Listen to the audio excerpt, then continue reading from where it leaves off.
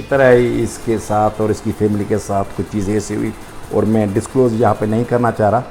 तो इनका मुझ पे एक कर्ज़ है, तो मैं वही आप लोगों से गुजारिश है कि जितने भी व्यूअर्स जितने भी ज़्यादा हो सकें आप हमारे चैनल को देखें, तो ये आपका मुझ पे एहसान होगा। और मैं नवीद का वैसे भी मकरूज़ हूँ, तो किस तरह वो अदा तो नहीं कर सकते, मगर अगर हो सके तो वो हक अदाई हो जाएगी। अस्सलाम वालेकुम viewers, hope for the best condition, health and ईमान। मैं आप सबको जनरल टॉक विथ वली में वेलकम कहता हूँ। जैसे कि सबसे पहले मैं आपसे माजरत चाहता हूँ व्यूअर्स के बड़े अरसे बाद मैं जो हूँ ऑन एयर हो रहा हूँ, उसकी कुछ वजूहत थी। क्योंकि मेरी एक ख्वाहिश है जो मैं आपको बता चुका हूँ कि मेरा प्रोग्राम एक थीम पे मुस्तलिक है। वो थीम ये है कि ना सहाफ़त ना सियासत। जो भी हमारे मेहमान होते हैं उनसे ना सियासी सवालात पूछे जाते हैं ना सहाफ़त के हवाले से, सिर्फ उसकी ज़िंदगी पे बात की जाती है। तो मेरी एक कोशिश है कि जब भी मैं लाऊं तो कोई बेस्ट और अच्छी पर्सनालिटी लाऊं। मेरे पिछले इंटरव्यू आप देख चुके हैं, तो इंशाल्लाह मुझे उम्मीद है कि मेरा ये इंटरव्यू भी आपको ज़रूर अच्छा लगेगा। और मेरे मेहमान ख़ास की अपनी मसरूफ़ियात की वजह से जो है मैं इस इंटरव्यू में बहुत लेट हो चुका हूँ। इसकी वजह से सबसे पहले मैं माजरत चाहूँगा। और कोविड जैसा माहौल चल रहा है तो SOPs को फॉलो करें और जो है अपने आप को बचाएं, मुल्क को बचाएं, पाकिस्तान को बचाएं। तो मैं अब अपने मेहमान ख़ास का तारुफ़ कराने जाऊँगा।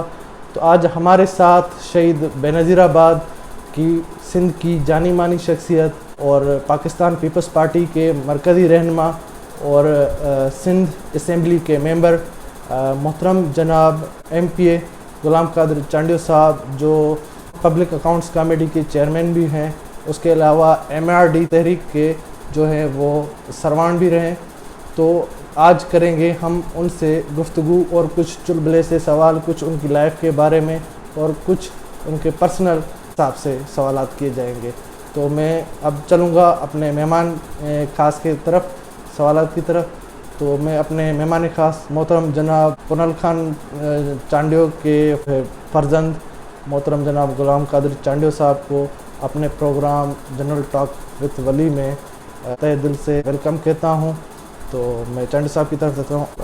अस्सलाम वालेकुम गुलाम। वालेकुम चांडियो साहब, मैं आपको अपने प्रोग्राम जनरल टॉक विथ वली में आपको तहे दिल से वेलकम करता हूँ। आपका बहुत बहुत शुक्रिया कि आपने अपने कीमती टाइम में से टाइम निकाल के मुझे और मेरे जनरल टॉक विथ वली को टाइम दिया। बिस्मिल्लाहिर्रहमानिर्रहीम।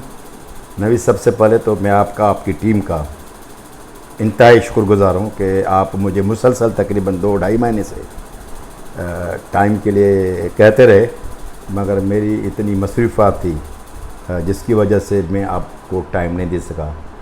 तो मैं आपसे मुआज़रत चाहता हूँ। कोई मसला नहीं। और मुझे बड़ी खुशी हुई है कि आप नौजवान इस फील्ड में आए हैं। और ये मैं उम्मीद आप लोगों से हमारी यही है कि ज़ाहिर है कि आप अपने सूबे के भले के लिए, पाकिस्तान के भले के लिए और दोस्तों के भले के लिए अगर कोई काम करते हैं तो उसको हमें वेलकम करना चाहिए। Thank you sir. चांडियो साहब ने बताया कि उसकी अपनी मसरूफ़ियात की वजह से जो है वो टाइम नहीं दे सके। बिल्कुल ये सही कह रहे हैं, उनकी मसरूफ़ियात आज भी हमने देखे, क्योंकि आज भी तकरीबन 2 घंटे से हम यहाँ पे बैठे हुए कोई बरादरी के और आसपास हल्के के लोगों के फ़ैसले चल रहे थे यहाँ पे। इसी वजह से ये मसरूफ़ रहते हैं अक्सर, क्योंकि ये अवामी बंदे यहाँ पे शहीद बेनज़ीराबाद में मैं ख़ास करके इनको इस बात पे सलाम पेश करता हूँ कि ये पब्लिकली लोगों में मतलब कि जैसे बंदा घुस जाता है, घुस के उनके मामलात हल करने में बहुत बड़ी वो रखते हैं चांडियो साहब। तो चांडियो साहब, मैं अपने सवालात की तरफ जाऊँगा, तो मैं आपसे इजाज़त चाहूँगा। चांडियो साहब, मैं शुरुआत करूँगा इससे कि बचपन से कि आपका चाइल्डहुड जो है वो कैसा गुजरा। बचपन में देखें जैसे कि कुछ बच्चे होते हैं, कुछ पढ़ाकू होते हैं, कुछ खेल कूद में मसरूफ़ होते हैं, कुछ जो बच्चे होते हैं शरारती होते हैं, नौटी होते हैं। तो आपका बचपन कैसा था, थोड़ा सा ये हमें भी पता चले। बचपन तो मेरा इतना ना शरारती रहा, बहुत ही ओबेडेंट रहे। ख़ास तौर पे जो हमारे बड़े थे उनका कहना मानना, उनकी हर बात को फॉलो करना।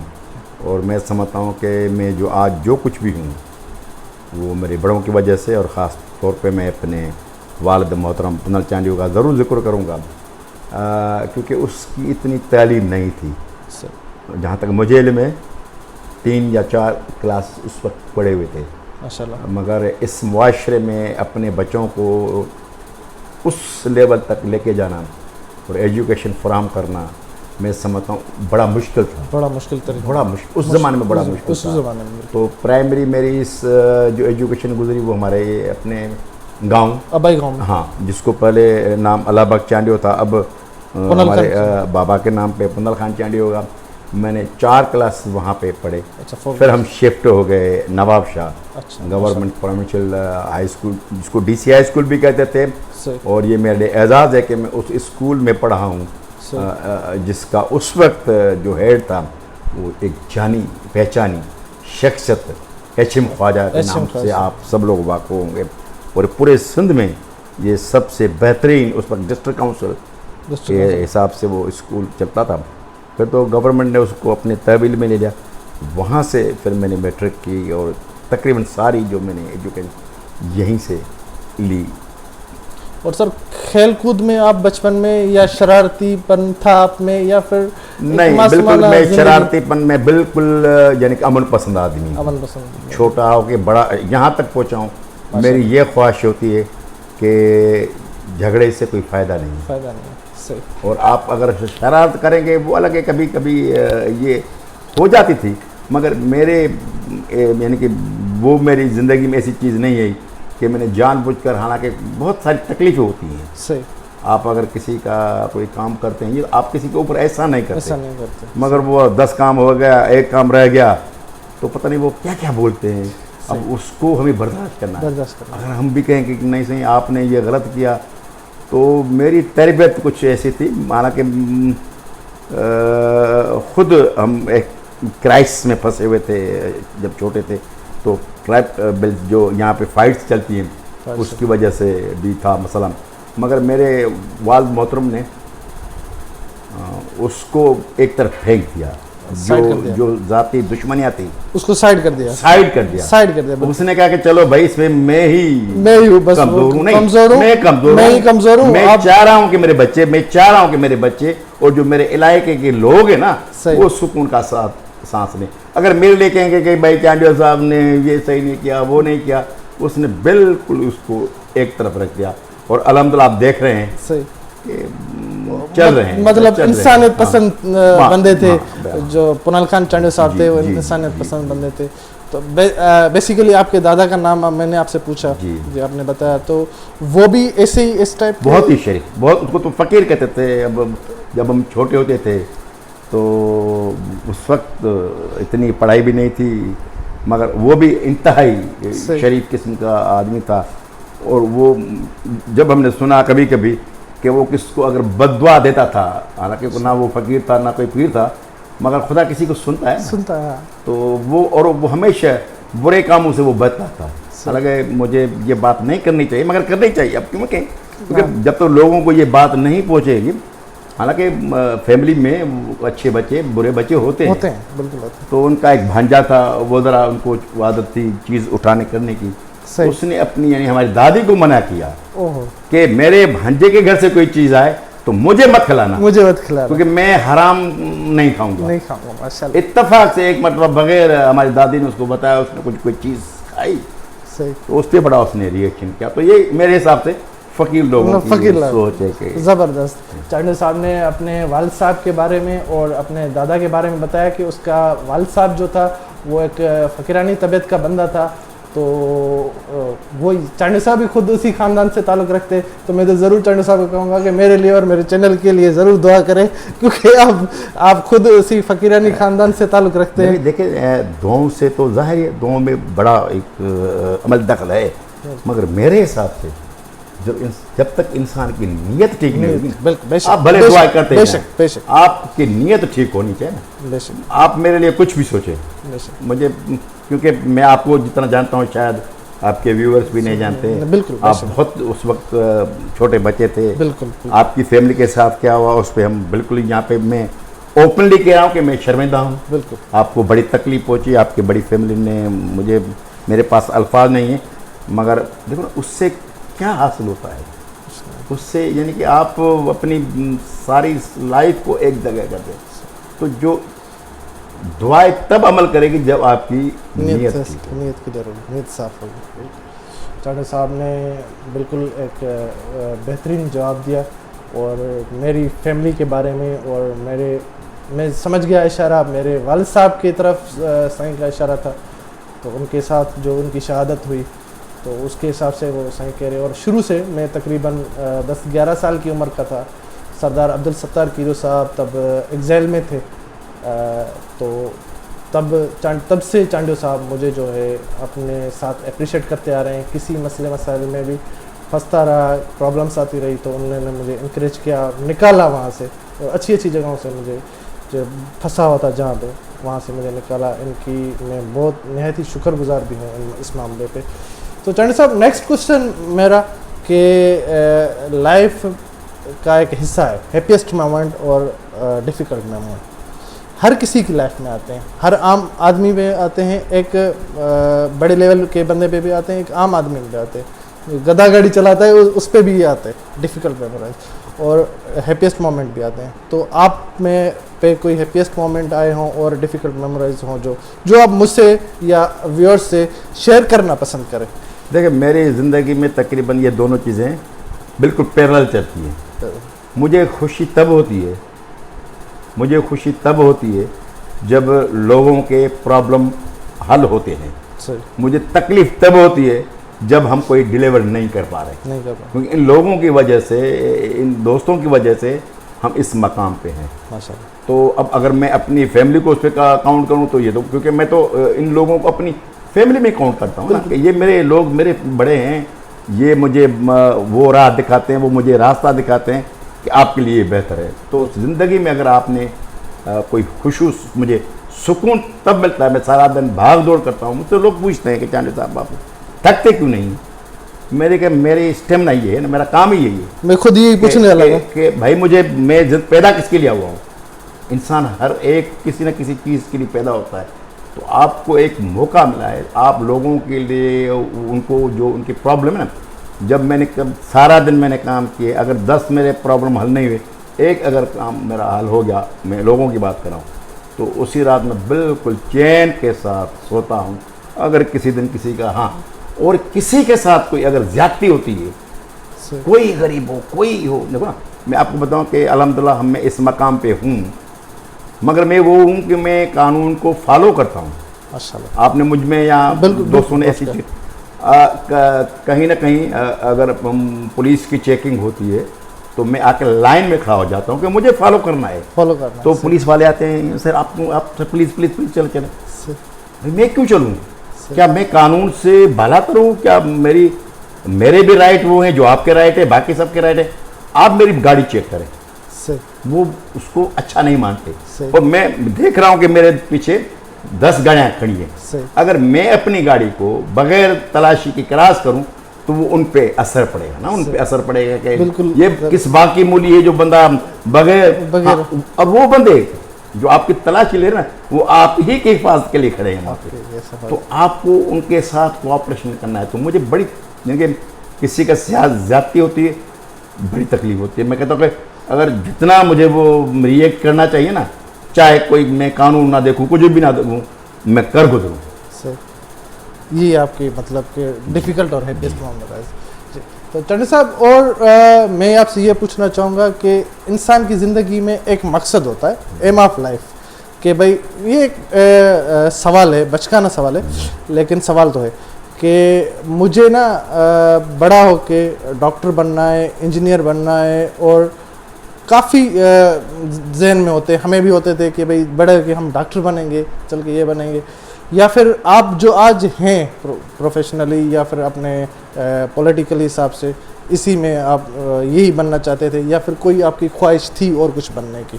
देखिए, मेरी ख्वाहिश थी कि मुझे डॉक्टर बनना था, और मेरे वालिदैन के भी यही ख्वाहिश थी माशाअल्लाह, और इस स्ट्रगल के साथ आगे निकले। और ज़ाहिर फिर मुझसे नालायकी हो गई, मैं वो डिलीवर नहीं कर सका जो मुझे करना था। जो मेरे वालिदैन का मुझ पे एतमाद था, अब मैं इसको तो ऑन कर रहा हूँ ना, मेरी गलती थी। अब सियासत में आना, सही। मैं हादसाई तौर पे आ गया हूँ, अच्छा अच्छा हादसाई तौर पे आ गया। मैंने, मेरे बाबा ने पॉलिटिक्स की शुरू में की, अच्छा और फिर एक मेरी फैमिली बैकग्राउंड है, तो फिर सियासत में मेरे बाप के बाद मेरा शहीद वा गुलाम अब्बास चांडी आ गया, बस तो वो उसकी हम फिर सपोर्ट करते थे। मेरा कोई सच कोई प्रोग्राम नहीं था कि मैं सियासत करूंगा या ये करूंगा। अब ये था कि अब डॉक्टर नहीं बन सके तो अपना कारोबार है वो अपनी फैमिली को संभाल लेंगे, ये मेरा एक प्लान था।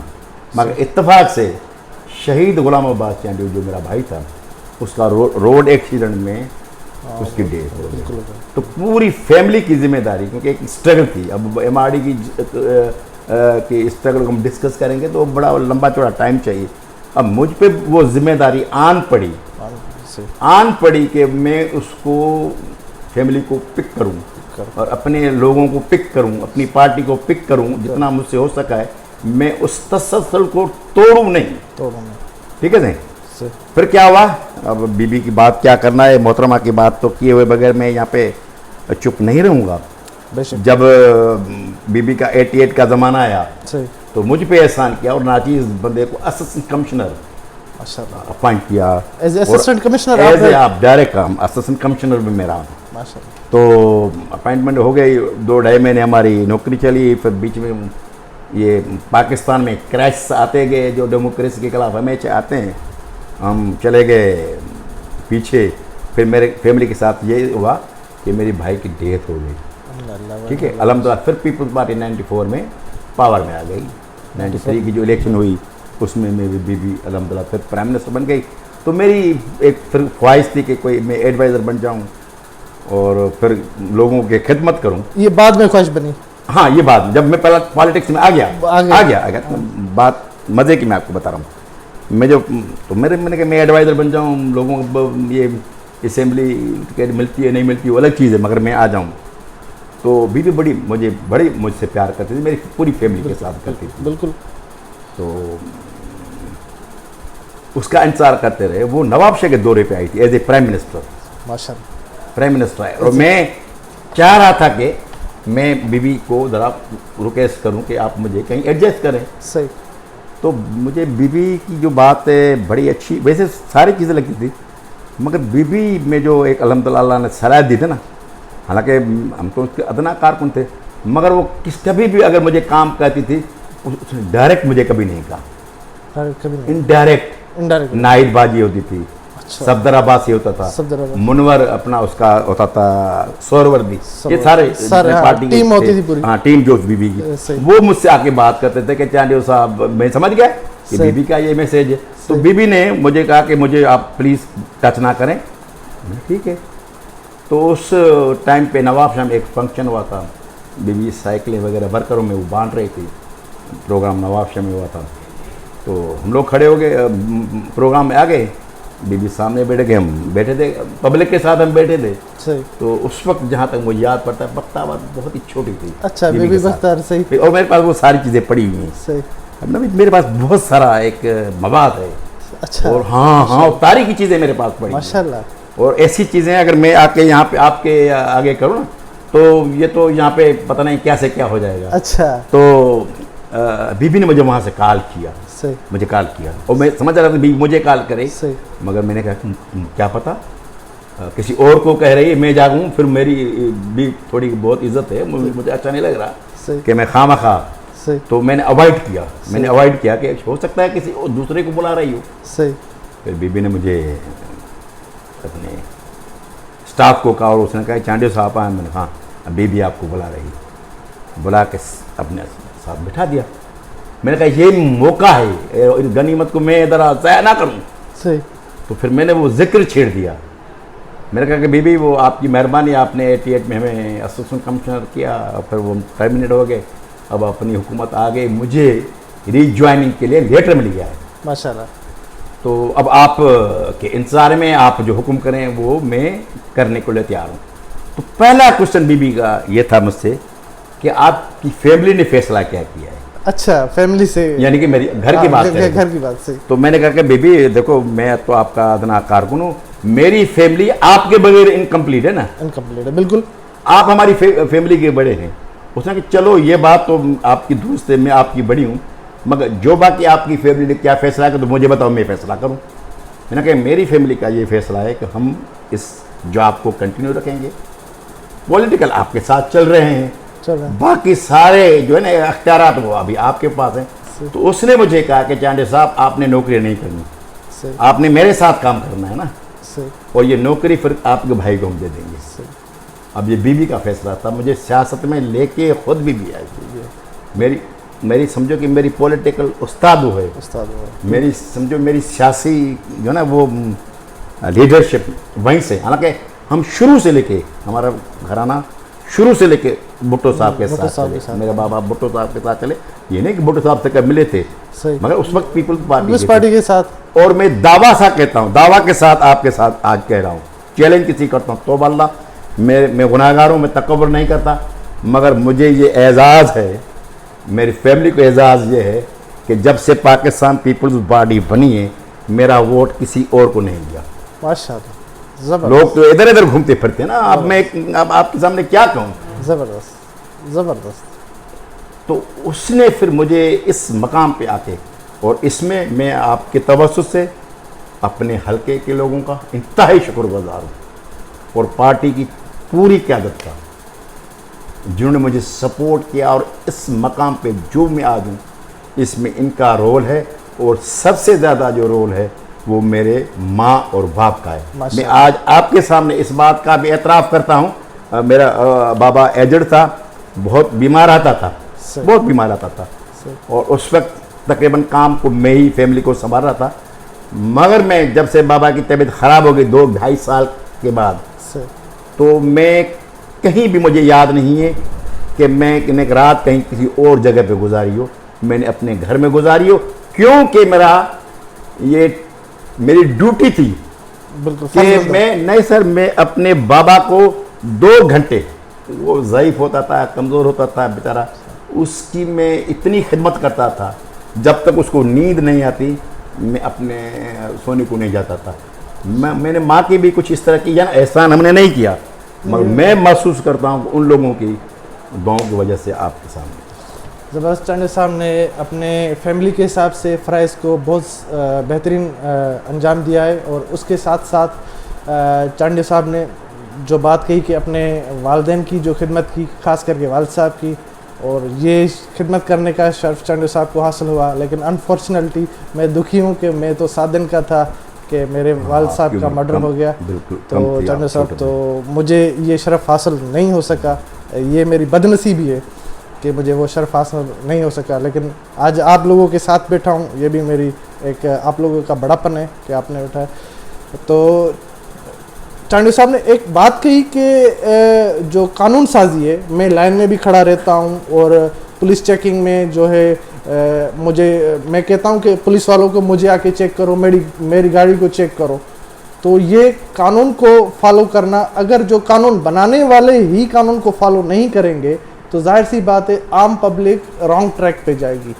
यहाँ से जो इलेक्ट होके एमपीए या एमएनए जाते हैं तो इनका काम ही यही होता है कि भाई कानून साजी करे, ऐसे सर, या फिर मैं गलत हूँ? इसके अलावा और कोई काम नहीं है मेरा। आप लोग सिर्फ लेजिस्लेशन करनी है, कानून साजी करनी है। कानून साजी करनी, ये आइन में लिखा हुआ है, आइन में लिखा है। तो ये चीज़ के कानून साजी इनको करनी है, जाके वहाँ पे असेंबली में जाके, और अपने हल्के के लोग, इलाके के मसाइल को आगे लेके आना है, ये करना है, वो करना है। तो इस हिसाब से चांडे साहब, मेरा अगला सवाल ये कि इम्पॉसिबल है लेकिन सवाल तो है कि लाइफ के कुछ लम्हात गुजर जाते हैं इंसान की। तकरीबन आपकी एज क्या होगी? मैं अब 60 के करीब, 60 के करीब। तो मेरा क्वेश्चन ये कि अगर ये तो पॉसिबल तो नहीं है, लेकिन एक सवाल है कि लाइफ में अगर आपको दोबारा जीने का मौका मिले तो वो कौन सा पल होगा, वो कौन सा लम्हा होगा जिसको आप दोबारा जीना चाहेंगे? मैं वही रिपीट करूंगा कि मैं अपने वालिदैन की खिदमत करने को तरजीह दूंगा बस। क्योंकि देखें, अगर आपको जन्नत पानी है तो उनकी खिदमत करें, इससे बेहतर मेरे हिसाब से। हाँ, इसके अलावा आपको अगर कोई काम करना है तो आप गरीबों को खिदमत, क्योंकि वो भी आपके वारस है ना। वो भी आप ये थोड़ी कि सिर्फ आपका माँ बाप आपका कोई रिश्तेदार ज़रूर है, मगर जो लोग आपको इस मकाम पे पहुंचाते हैं वही उनका बड़ा किरदार वारिस हैं, वही आपके वारिस हैं। बड़ा किरदार। तो मैं तो उन लोगों को, देखो मैं आपको एक बात बताऊं कि रिश्तेदारियाँ तो होती है ना, मामा चाचा अंकल वगैरह सारी चीज़ें होती हैं।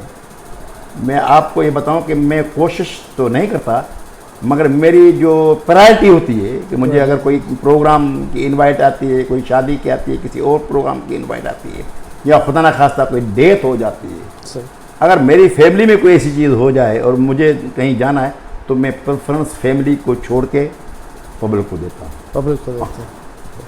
ज़बरदस्त चांडू साहब के बेहतरीन सवालात के जवाब आ रहे, और हमारे प्रोग्राम को भी ये 4 चांद लग गए कि एक बेस्ट गेस्ट हमारे साथ मौजूद है। तो मैं जो है चांडू साहब को अगेन फिर से जो है इनका शुक्रिया अदा करता हूँ कि इसने हमें टाइम दिया ऐसे माहौल में। तो चांडू साहब, मेरा अगला सवाल ये है कि मैं थोड़े से चुलबुले सवालात की तरफ भी जाता हूँ, कि क्योंकि थोड़े से लोगों को भी पता चले कि हमारा जो लीडर है, जो MRD तहरीक का सरवान है, जो MPA है हमारे सिंध असेंबली का, और PS 39 का हम भी आपके वोटर ही है। तो और जो यहाँ पे आपके लोग, आपके चाहने वाले, उनको भी पता चले। तो आप मूवीज़ वगैरह देखते हैं चांडू साहब? देखते थे जब फारिग थे, जब इस पॉलिटिक्स में नहीं आए थे। इसके बाद मेरे हिसाब से मुझे नहीं मिलता, टाइम नहीं मिलता। दिल तो चाहता है कि बहुत कुछ देखूं, मगर अब वैसे कौन सी मूवीज़ देखना पसंद करते थे, बॉलीवुड या हॉलीवुड? नहीं, देखो मुझे सबसे ज़्यादा बॉलीवुड सबसे ज़्यादा अच्छी भी लगती हैं। और अब पता नहीं ज़िंदगी कब तक साथ दे, जब रिटायरमेंट होंगे तो मैं 2 चीज़ें ज़रूर करूँगा।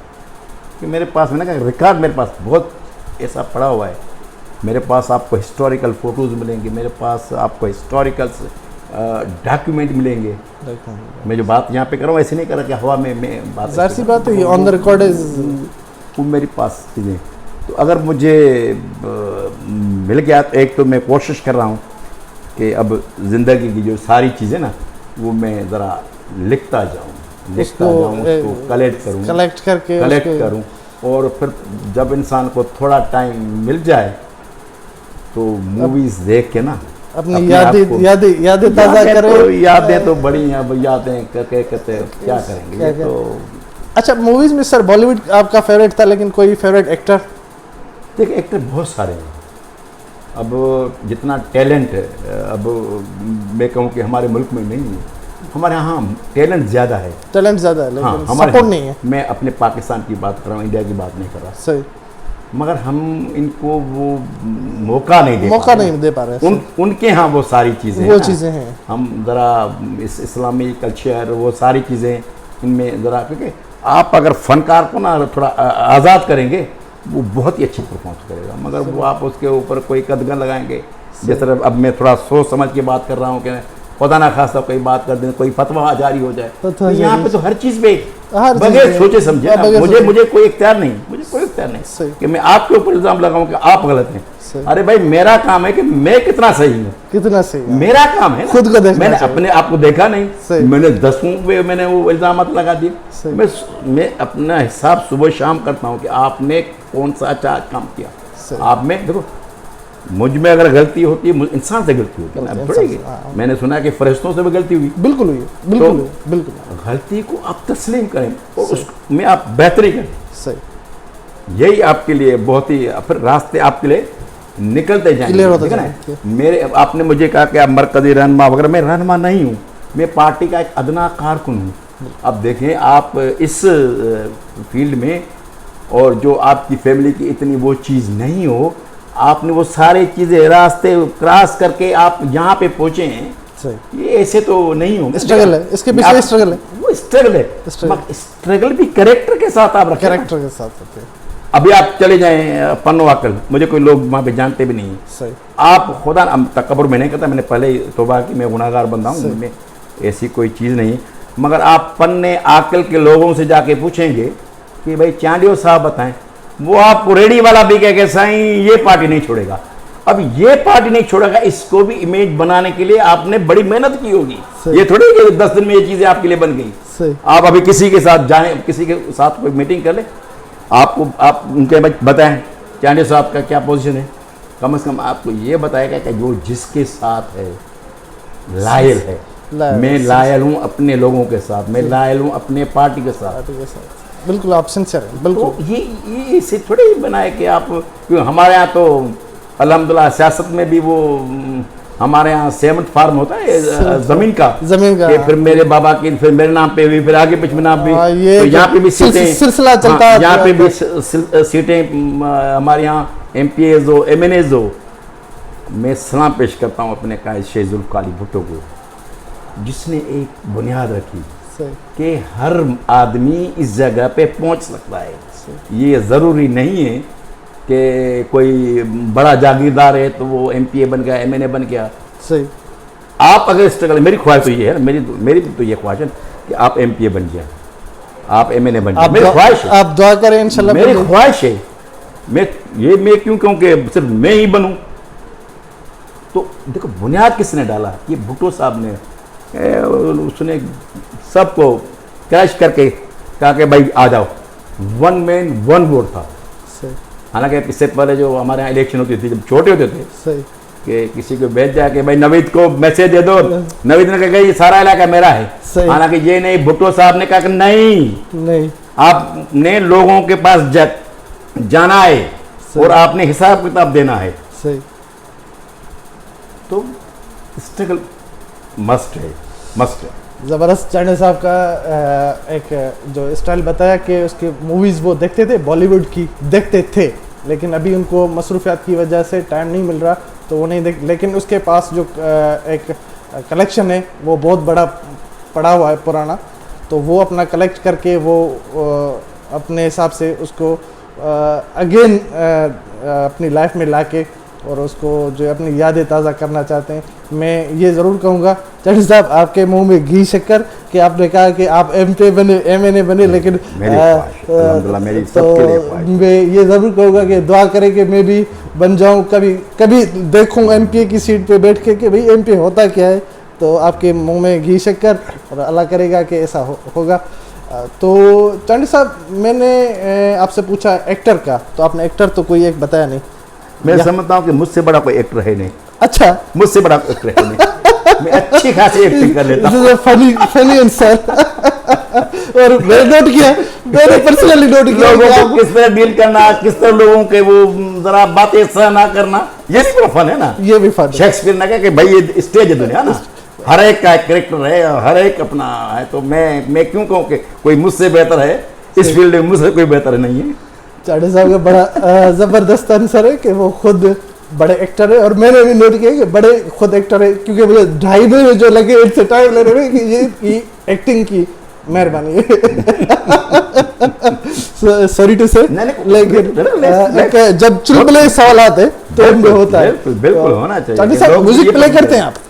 म्यूजिक प्ले करते हैं? म्यूजिक बिल्कुल।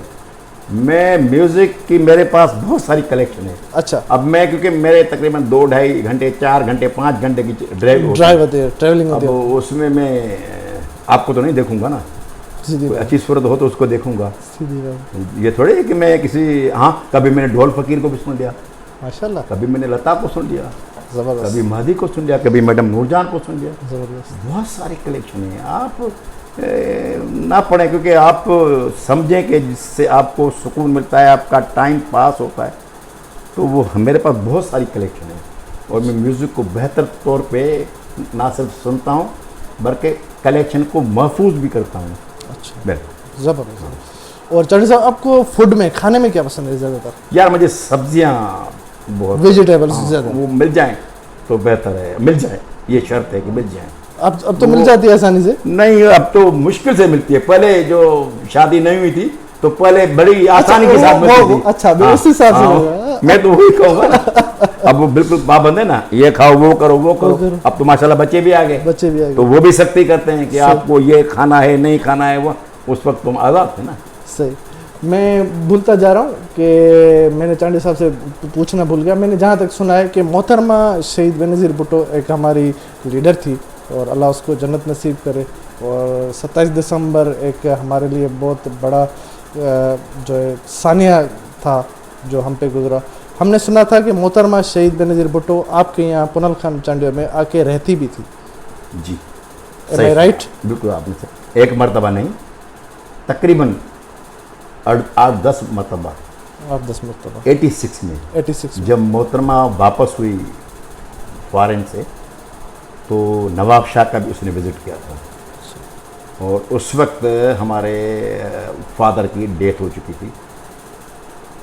तो हमने बीबी को रिक्वेस्ट की थी कि अगर आप आएँ तो हमारे यहाँ ज़रूर आएँ।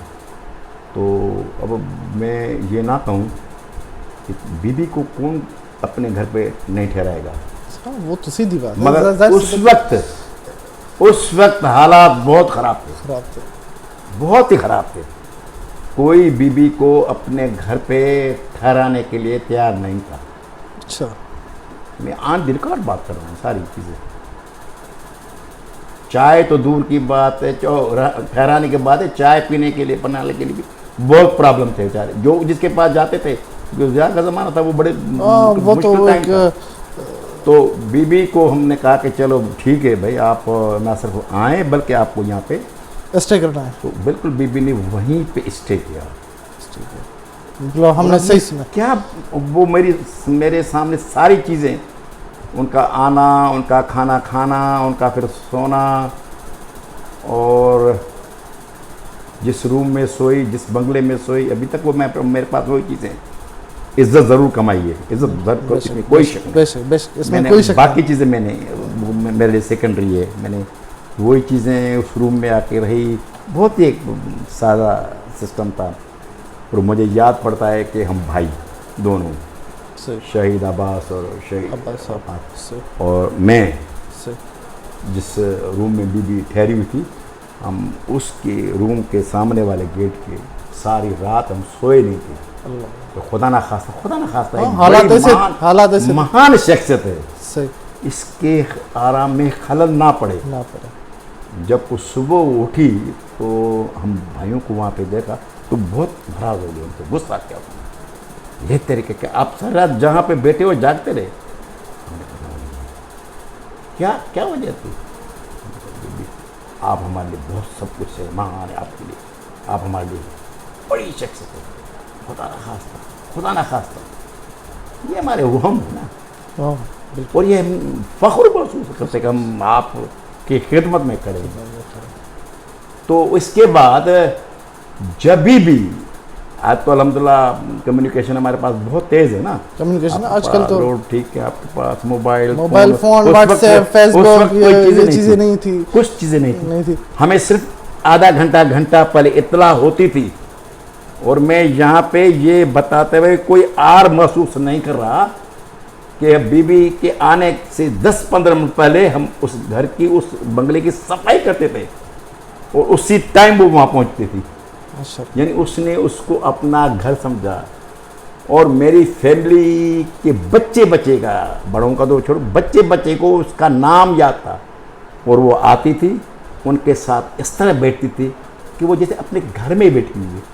अब मैं समझता हूँ एक अदना पार्टी के कारकुन के लिए ये एहसास कोई कम नहीं, बहुत बड़ा है। वो आपको अपना भाई तस्वर करे। और मेरी आपके तवज्जुह से मैं अपने रब्बुल इज़्ज़त से भी मेरी ये दुआ है कि मुझे साबित कदम रखें, जो पे एतमाद मोहतरमा कर गई, मोहतरमा का था, फिर मुझ पे एतमाद पार्टी ने किया, फिर मुझे लोगों ने एक मरतबा नहीं 4 मरतबा इसी हल्के से, यार पीपल्स पार्टी के एक आम कारकुन को इतनी इज्जत। और इससे पहले फिर 6 साल के लिए मुझे सेनेटर दिया, क्या ये कोई कम इज्जत है? और मेरी अल्लाह से दुआ है कि मुझे और मेरे पूरे ख़ानदान और दोस्तों को अल्लाह से ये तौफीक अता फरमाए कि इस ख़ानदान के साथ साल चलते रहें, साल चलते रहें। क्योंकि इस ख़ानदान की अगर आपने खिदमत की तो मेरा ये ईमान है कि आपको आपकी इज्जत में और इजाफा होता जाएगा, और इजाफा होता जाएगा। बस वफा करें। चांडा साहब के बहुत ज़बरदस्त आंसर, क्योंकि चांडा साहब ने बहुत अच्छा वक्त गुजारा है पीपल्स पार्टी में, ख़ास करके मोहतरमा शहीद बेनज़ीर भुट्टो जो हमारी रानी थी और शहीद जुल्फ़कार अली भुट्टो की एक बेटी थी, और जिसको हम याद करके जब भी याद करते हैं तो हमारी आंखें भर आती है, क्योंकि वो एक हमारी सिंधी लीडर थी और पाकिस्तान पीपल्स पार्टी को और हमको लीड करती थी। तो हमें इनकी बातें सुन के आंखों में आंसू आ जाते हैं, क्योंकि बेनज़ीर थी, बेनज़ीर होगी नहीं। और चांडे साहब का ये जवाब बिल्कुल सही है कि वफ़ा करते जाओ, और बिल्कुल चांडे साहब अपने ट्रैक पे चलते आ रहे हैं, वफ़ा करते जाओ। और अभी बिलावल साहब के साथ हैं और जरदारी साहब के साथ है, इंशाल्लाह हमारी दुआएं कि आगे भी इनके साथ। चांडे साहब के तमाम बेहतरीन जवाबात आ रहे हैं, और मैं चांडे साहब से अपने चुलबुले से सवालात भी पूछे हमने। उसने कहा कि मैं खुद ही एक्टर हूँ और उसके अलावा तो कोई और जवाब है नहीं, तो खुद ही एक्टर हैं, तो बस बात ख़त्म होगी वहीं पे। तो उसके अलावा चांडे साहब, आपने कभी गेम्स खेली? हाँ हाँ बिल्कुल। जैसे सरदार अब्दुल सत्तार रकीरों ने कहा कि भाई मैंने जो है गिल्ली डंडा खेली, पतंगे उड़ाई, आपने? देखिए, हमने जो शुरू में हम खेले अपना प्राइमरी, जब मैं शिफ्ट हुआ नवाबशाह तो हमने क्रिकेट वहाँ पे खेली, बहुत सारी क्रिकेट खेली और मैं खेलता रहा। बैडमिंटन भी मैं खेलता रहा, और वॉलीबॉल का मैं अच्छा खासा एक प्लेयर था। तो ये खेली वो चीज़ें कहाँ हैं, कब वो दिल तो चाहता है कि फिर से दोबारा खेले, मगर हमें अब तो लोग हमसे खेलते हैं ना, लोग हमसे खेलते हैं। और ये उनका राइट है। राइट है, क्योंकि उन लोगों ने जो जिम्मेदारी दी है ना, सही, उनको फॉलो करना है। सही। अच्छा चांडे साहब, लाइफ में चैलेंजेस आते हैं, आपने तो सारी लाइफ मेरे ख्याल से चैलेंजेस में ही गुजारी है। तो चैलेंजेस आते हैं, तो उन चैलेंजेस को आप पे भी आए होंगे, तो उन चैलेंजेस को ओवरकम आप कैसे करते हैं, रिलैक्स कैसे करते हैं? देखिए ना मेरे भाई, आपकी ज़िंदगी में ये चीज़ें होंगी, चाहे किस मकाम पे कोई हो, किसी मकाम पे कोई और हो, तो ये चीज़ें हैं। मेरी अपनी ये सोच है, किसी ने कहा है ना बड़ा अच्छा, क्योंकि कि या तो मुसीबत के दिन गुजर जाते हैं, सही, अगर मुसीबत नहीं गुजरती तो फिर इंसान खुद गुजर जाता है। खुद गुजर जाते। तो अब आप ये सोचें कि मुसीबत आ रही है, अब मुझे यहाँ भागना है, आपने फेस करना है, फेस करना, ये वक्त गुजर जाता है। उनको आप दिमाग में सवार नहीं करते, होते ये एक नेचुरल बात है ना। आप अगर सारा दिन लोगों का काम करें और आपको फीडबैक उसका बेहतर ना मिले, तो ये इंसान की नेचर है, इंसान की नेचर। देखो ना, आप अगर कोई, क्योंकि ये थोड़ी है कि आप के आगे पीछे जो दोस्त हैं वो सारे आपके इतने सिंसियर होंगे, बहुत कम ही सिंसियर होंगे, ये एक ज़िंदगी का हिस्सा है। तो कभी कभी कोई दोस्त अगर आपको तकलीफ़ देता है, तो वो बड़ी चीज़ होती है। तो मेरे हिसाब से आप स्ट्रगल करते रहें। स्ट्रगल में ज़िंदगी में ये मत सोचें कि हर चीज़ पे आपको कामयाबी होगी, नहीं होगी, ये नहीं होगी, ये नहीं होगी। चांडे साहब ने बहुत अच्छा जवाब दिया। तो मैं चांडे साहब से फिर यही सवाल करूंगा कि चांडे साहब, आपको ड्रेसिंग में कौन से कलर पसंद है ज़्यादातर? मुझे वाइट ज़्यादा, मैंने देखा भी है, अक्सर आप वाइट ज़्यादा पहनते हैं। वाइट मतलब लाइट कलर, बाकी जो मिल गया वो पहन लिया। अच्छा, मतलब कि अब उस तरफ में जाना नहीं चाहता, लेकिन ठीक है। आपकी फेवरेट पर्सनालिटी? हाँ, मेरी फेवरेट पर्सनालिटी वैसे तो बहुत सारी हैं, मगर शहीद जुल्फ़कार अली भुट्टो माशाल्लाह, और मोहतरमा से तो फिर अब अगर आप रिसेंटली कहेंगे, बिलावल भुट्टो जरदारी साहब है। अलाइव में बिलावल भुट्टो साहब जो गुजर गए, उसमें वो बहुत सारी शख्सियत हैं बहुत जिससे आप मुतासर होके उनके फॉलोअर बन सकते हैं। सही, मगर मेरे हिसाब से बहुत सारी शख्सियतें आईं, मगर जो इन दो शख्सियात ने शहर छोड़ा इस बड़े संगीत, मैं तो पूरी दुनिया की बात, अब मैं फिर से अपनी कोताही को मानता हूँ कि मुझे भुट्टो साहब को या बीबी मोहतरमा बिन भुट्टो साहब को बड़े संगीत का तो लीडर नहीं करना चाहिए, वर्ल्ड के लीडर थे, वर्ल्ड के लीडर। अब क्या कहूँ कि बस ऐसे ही कंट्री में हुए कि कदर ना हो सकी, बड़ा ये मेरे लिए दुख का लम्हा है कि हमने उनकी कोई कदर नहीं की। कदर नहीं, सही जिन लोगों ने हमें जीना सिखाया, हमें बनना सिखाया, और हमारे लिए देखिए ना, और पार्टियों में वर्कर्स देते हैं कुर्बानियाँ। सही। पीपल्स पार्टी वाहिद पार्टी जिसकी लीडरशिप ने पहले कहा कि हम कुर्बानी देंगे, फिर बाद में ज़ाहिर है हमने आपने सब लोगों ने दिए, ये कुर्बानी ज़रूर है और उनसे आप मुकाबला नहीं कर सकते। सही। तो दुश्मन भी अभी उनको मानता है, बिल्कुल हालांकि ये आपको बहुत ही कम मिलेंगे। हो सकता है कि आप आपकी फेवरेट शख्स तो कोई मेरी फेवरेट शख्स हो, मगर दो ऐसी चीज़ें शख्सियत हैं हमारे पास लीडरशिप में जिन पे उनके दुश्मन भी उनको मानते हैं कि हाँ ये लीडर जरूर थे, ये लीडर हाई क्लास के थे, इसमें कोई शक नहीं। ऐसे आदमी होना चाहिए, लीडरशिप ऐसी, उनको आप फॉलो करें। तो कोई मुझसे पूछे कि उनको फॉलो करके आप अगर इस मकाम पे पहुँचें, मैं सबके लिए मेरी एडवाइस ये है कि आप एक अच्छी पर्सनालिटी को अपना आइडिया बनाएं, आइडियल बना के फिर आप चलें, इसको फॉलो करें। हाँ, और आप लगन के साथ, मेहनत के साथ और वफा के साथ अगर चलेंगे ना, मेरी ये दावा है कि आप मिनिस्टर भी बन सकते हैं, आप चीफ मिनिस्टर भी बन सकते हैं, सब कुछ कर सकते हैं। अगेन कहूँगा आपके मुंह में घी शक्कर। चाइडा साहब, मैं एक चीज़ भूलता जा रहा हूँ, बार बार मेरे माइंड में आ रही है कि MRD को हम तो समझते हैं कि MRD जो है एक जो थी हम समझ सकते हैं, लेकिन हम आपके मुंह से जानना चाहते हैं कि व्यूअर्स सुने, लोग सुने कि ये MRD आखिर है क्या। आप सरवान हैं। आपने बहुत ही अच्छा सवाल।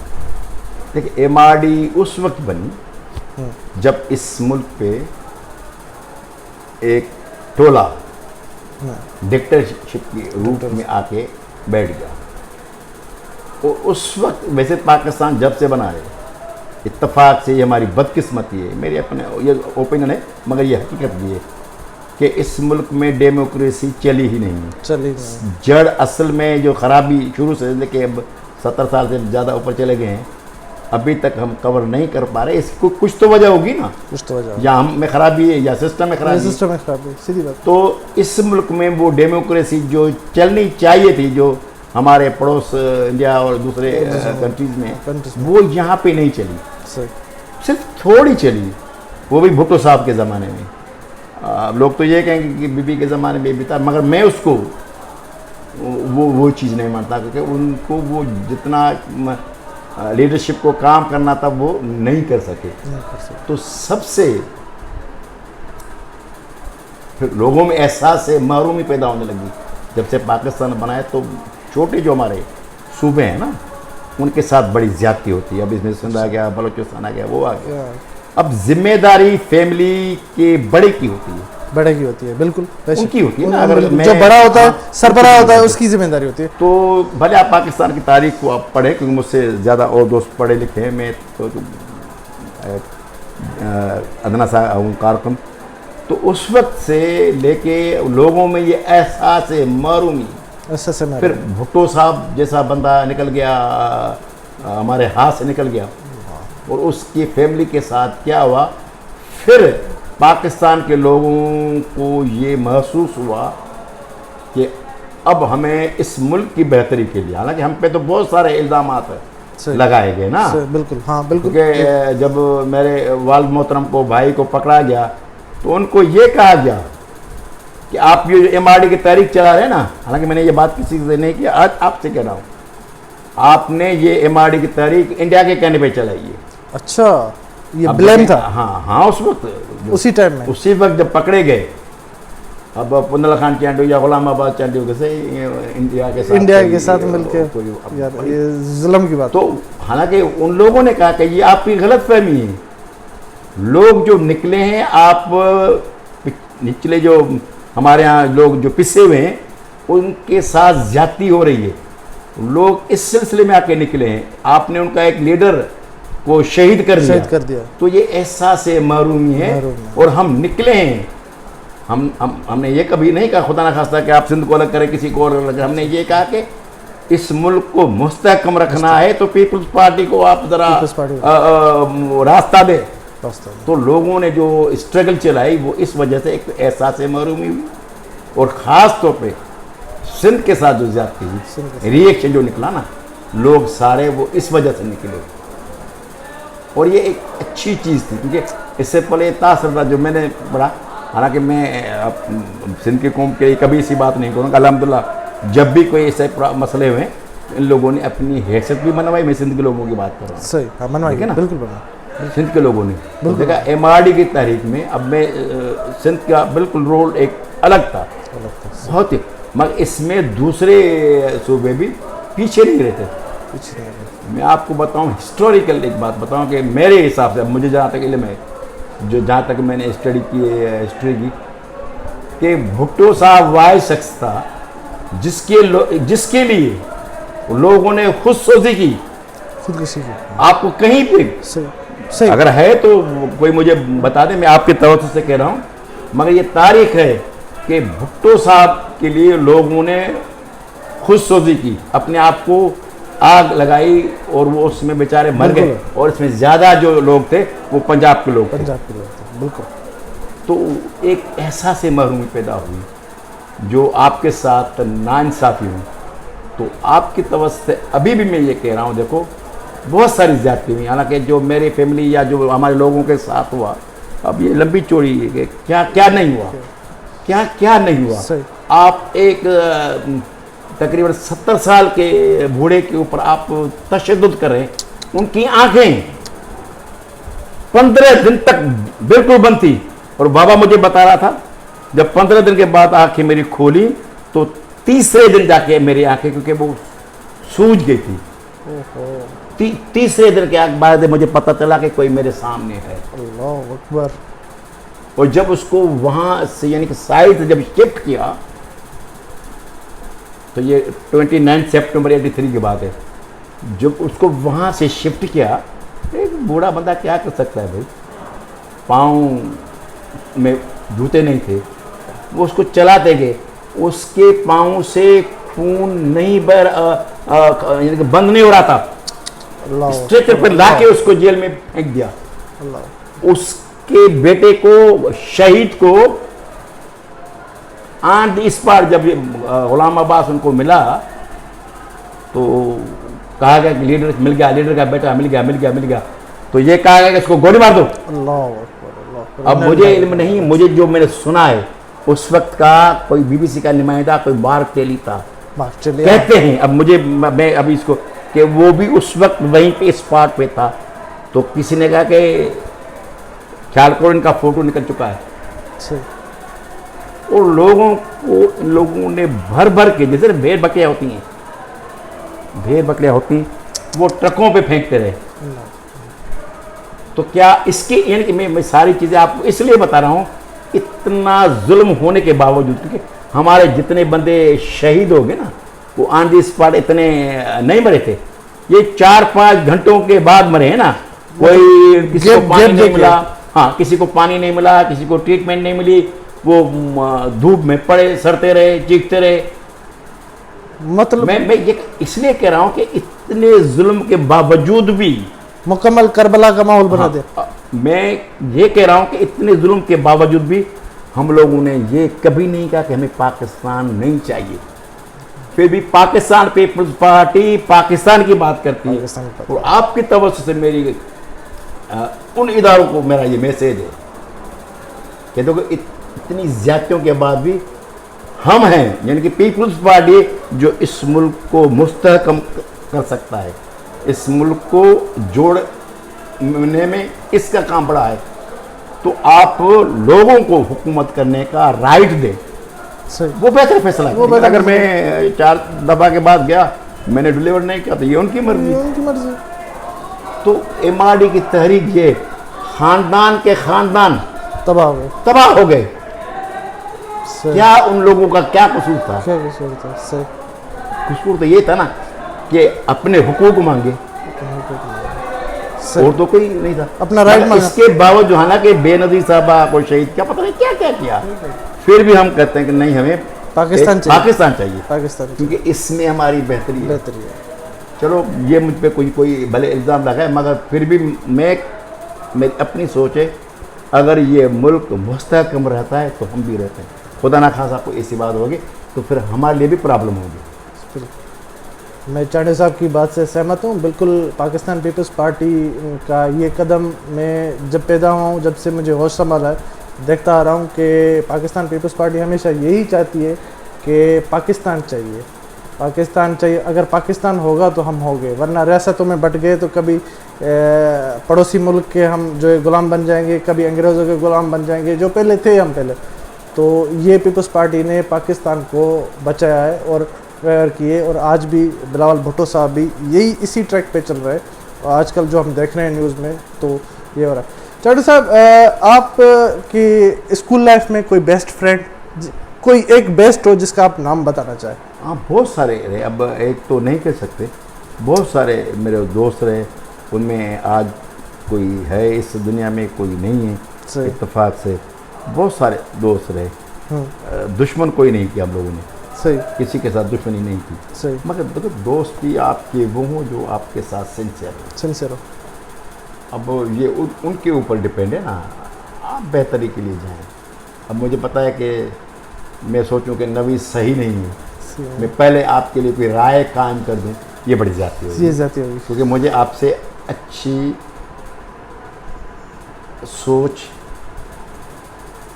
का एक जज्बा होना चाहिए कि देखिए नौजवान हैं, इनको आप मौका दें, आप इसके साथ सिंसियर के साथ चले। मगर अब वो ज़माना नहीं रहा, अब नहीं रहा, अब वो ज़माना नहीं रहा कि लोग आपके आगे पीछे ज़रूर होते हैं, सही, मगर जब मौका मिलता है तो वो आपको सांप की तरह डसते हैं। मुझे उन लोगों से बड़ी तकलीफ़ होती है, बड़ी तकलीफ़ होती है। आप देखें कि शहीद बेनज़ीर भुट्टो साहब के साथ बहुत सारे लोग चले, बहुत सारे लोग चले, वो उसकी वजह से आज कहाँ से कहाँ पहुँचे। अगर वो उसको छोड़ के चले गए तो आज वो किस मकाम पे, मैं यहाँ पे अब मुनासिब नहीं है कि मैं जिक्र करूँ। अगर वो हमारे साथ थे, सही, अगर वो हमारे साथ थे तो वो हीरो थे।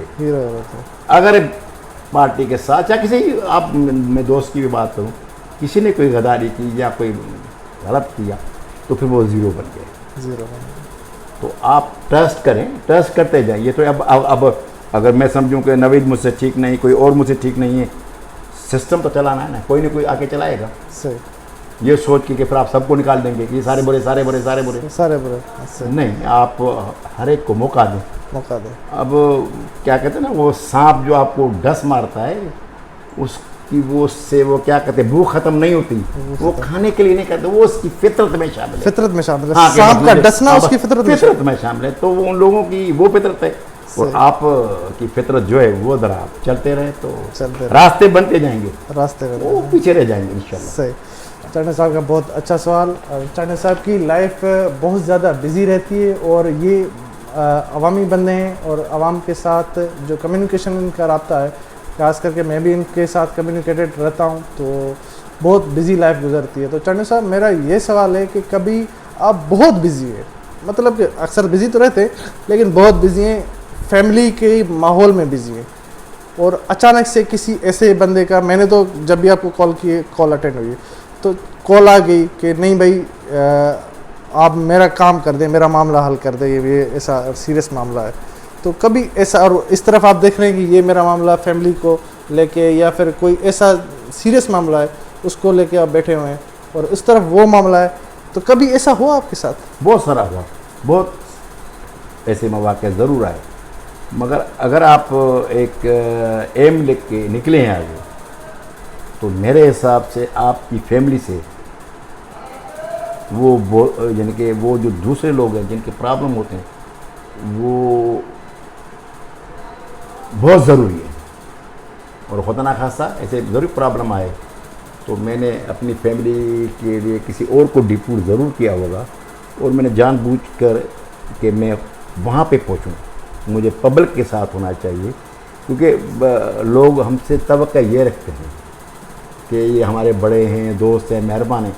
अगर हम फ़र्क रखें फैमिली में और लोगों में तो बड़ी ज़्यादती होगी। मेरी फैमिली भी उन लोगों में आती है, मगर मुझ पे जो जिम्मेदारी आन पड़ी है ना, मैं फैमिली बाद में, लोग पहले उनकी, अब लोगों की खिदमत करेंगे ना आप ये अब मेरा ये अकीदा भी है, वो इबादत है खुदा की, वो इबादत है खुदा की। हाँ आपने कहा कि फ़ोनें, हाँ आती हैं हमारे पास, फ़ोनें आती हैं, और ये भी ज़रूरी नहीं है कि अगर मुझे दिन में तकरीबन 200 फ़ोन आ जाए और मैं 200 अटेंड करूँ, अब ये मेरे लिए मुमकिन ही नहीं है, क्योंकि ये ह्यूमन बीइंग तो आप सोच सकते हैं मुश्किल है। तो कुछ अटेंड करते, कुछ नहीं करते, बाकी जो टाइम मिलता है वो फिर उनसे हम ज़रूर रब्ता करते हैं। मगर खुदा न खास्ता कोई ऐसी इमरजेंसी आ जाती है तो प्रेफरेंस लोगों को के काम को देते हैं, काम देते हैं ज़रूर। चौधरी साहब, आपके नज़दीक एक इंसान को परफेक्ट यानी कि हीरो क्या चीज़ बनाती है? उसका कैरेक्टर, उसका कैरेक्टर, उसका कैरेक्टर,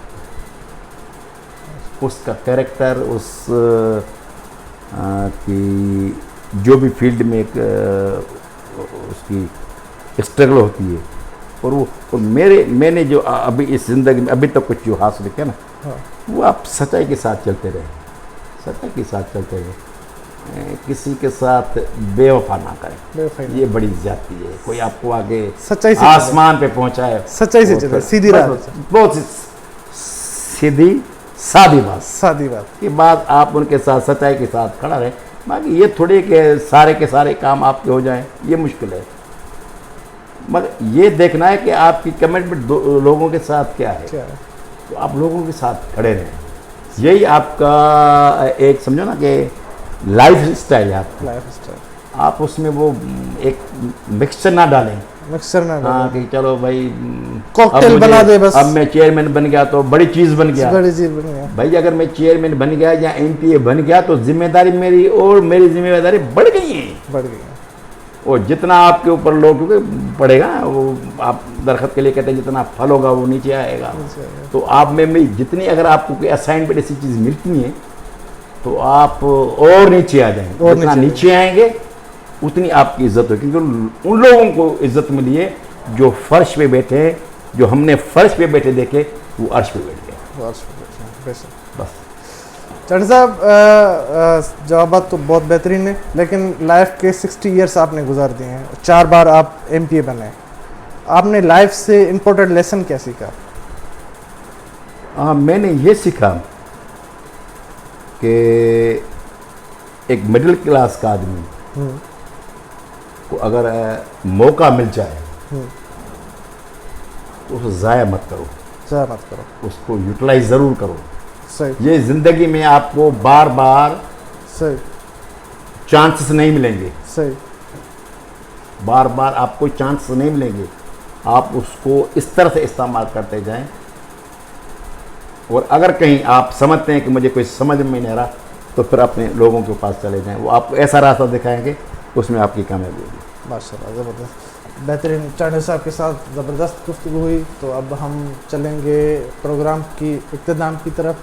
उससे पहले मैं चौधरी साहब से ज़रूर कहूँगा कि अपने चाहने वालों के लिए और अपने हल्के इलाके के लोगों के लिए फ़ाइनल मैसेज दें, और उसके साथ साथ कोरोना यानी कि कोविड का मैसेज भी एक दे दे तो बेहतर होगा।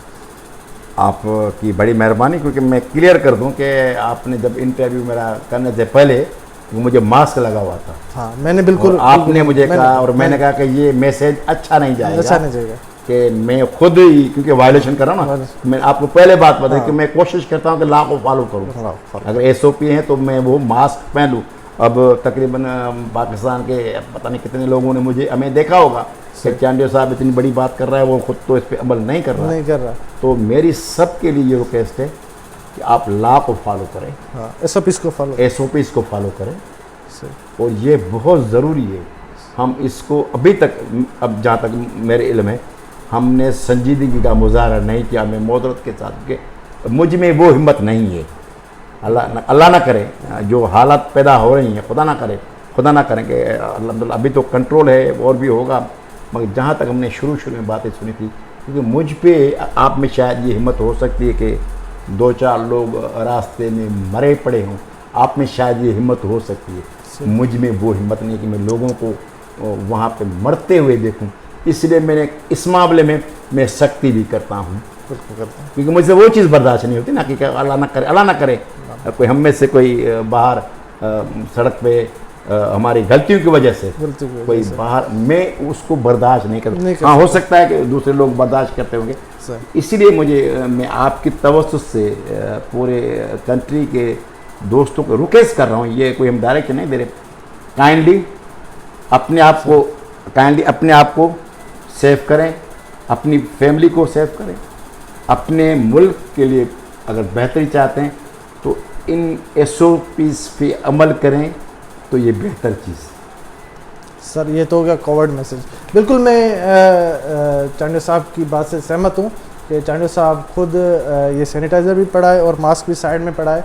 चांडियो साहब को मैंने रिक्वेस्ट की थी कि ये मास्क हटा दे, खुद इस बात में स्ट्रिक्ट हैं, खुद भी मास्क पहनते हैं, यहाँ तक कि अपने ड्राइवरों को भी नहीं छोड़ते, उनको भी मास्क और सैनिटाइज़र ज़रूर कराते हैं, क्योंकि पाकिस्तान है तो हम हैं और हमारी ज़िंदगियाँ हैं तो हम हैं, हम सेफ़ हैं, हमारे बच्चे सेफ़ हैं, बूढ़े सेफ़ हैं, बुज़ुर्ग सेफ़ हैं, तो हमें इन SOPs को अगर सेफ़ करना है तो अन्य SOPs को फॉलो करना है।